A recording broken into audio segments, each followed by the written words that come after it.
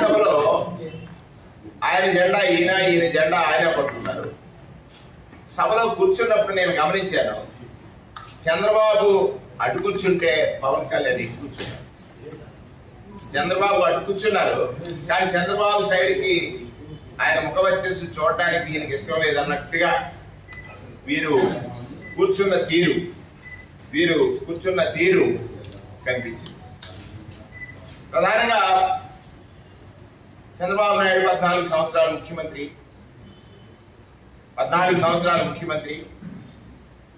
లేదా 40 సంవత్సరాల అనుభవం, కానీ నిన్న జూనియర్ ఆర్టిస్ట్ అయిపోయాడు ఆయన. నేను అనుకున్నాను, చంద్రబాబు నాయుడు సీనియర్ కదా, లాస్ట్లో మాట్లాడతాడు, పవన్ కళ్యాణ్ ఇంకా జూనియర్గా ఉన్నారు రాజకీయాల్లో, ఆయన ముందు మాట్లాడతారు అనుకున్నాను. కానీ ఆయన చీఫ్ గెస్ట్, ఈయనేమో ప్రేక్షకుడు. ఎవరు? చంద్రబాబు నాయుడు. ఇక్కడ చంద్రబాబు నాయుడు కుటిలం ఏమిటి? ఈ 2 జిల్లాల్లో ఉన్నటువంటి కాపు సామాజిక వర్గ ఓట్లని తన పక్షానికి తిప్పుకోవాలనేటువంటి ప్రయత్నం చంద్రబాబు పవన్ కళ్యాణ్ గారి నోట కూడా వచ్చింది. నేను ఒక బలహీన వర్గాల ప్రతినిధిగా ఆలోచించాను. అంటే జగన్మోహన్ రెడ్డి గారు దేనికి సిద్ధమంటున్నారు? ఈ సంక్షేమం కొనసాగించాలంటే వైఎస్ఆర్ పార్టీ గెలిపించడానికి మీరు సిద్ధమా అని అడిగారు. ఈ సంక్షేమాన్ని కొనసాగించాలంటే వైఎస్ఆర్ కాంగ్రెస్ పార్టీని గెలిపించడానికి మీరు సిద్ధమా అని అడిగారు. దానికి సిద్ధమని ప్రజలు చెప్తున్నారు. పరిపాలన డోర్ స్టెప్ చేరాలంటే మీరు సిద్ధమా అని జగన్మోహన్ రెడ్డి గారు అడిగారు. దానికి సిద్ధమని ప్రజలు చెప్తున్నారు. ఒక ముదిసరికి ఉదయం 6 గంటలకే పెన్షన్ అందుతుంది, కారణం వాలంటీర్ వ్యవస్థ. ఆ వ్యవస్థ కొనసాగించడానికి మీరు సిద్ధమా అని జగన్ గారు అడిగితే దానికి సిద్ధమని చెప్పారు. మీరేమంటారు? ఈ వ్యవస్థలో అసలు ఉండడానికి వీల్లేదంటారు. వాలంటీర్ వ్యవస్థ ఉండడానికి వీల్లేదు, దాన్ని తీసేస్తున్నట్టారు. వాళ్ళ మీద ఒక అభినందనలు వేస్తున్నారు. సుమారుగా 50% పైబడి మహిళలు ఉన్నారు అందులో వాలంటీర్స్గా. వారు ఉన్నటువంటి వాళ్ళ పైన మీరు చేసినటువంటి నిందారోపణలు చాలా దురదృష్టకరం.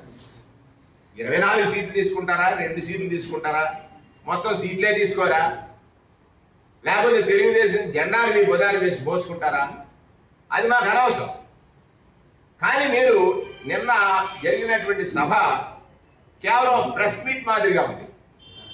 6 లక్షల మంది అన్నారు, 60,000 కూడా కనపడలేదు. చంద్రబాబు మాట్లాడుతున్నారు, జనాలు పలాయనం చిత్తగించారు. ఎంతసేపు కూడా ఇదే కదా సోది. ఎంతసేపు ఏం చెప్తాడు ఆయన? ఒకే రకమైనటువంటి సోది చెప్తాడు.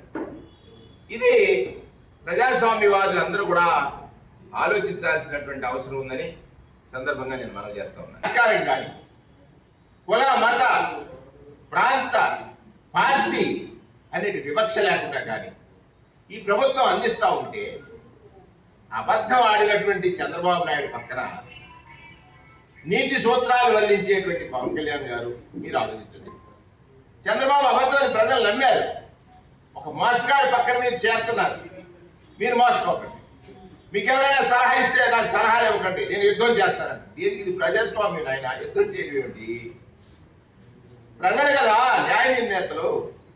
వాళ్ళు ఇచ్చిన తీర్పుగా ఎగ్రెస్ట్గా మీరు మాట్లాడుతున్నారు. సరే, మీకు అభిమానులు ఉన్నారు కాదని నేను అన్నాను. అభిమానులు కూడా బాధపడుతున్నారు. చంద్రబాబు నాయుడు గారు సామాజిక న్యాయం అంటే కేవలం ఆయన సామాజిక వర్గీయులే ఆయనకి చెంత ఉండాలి.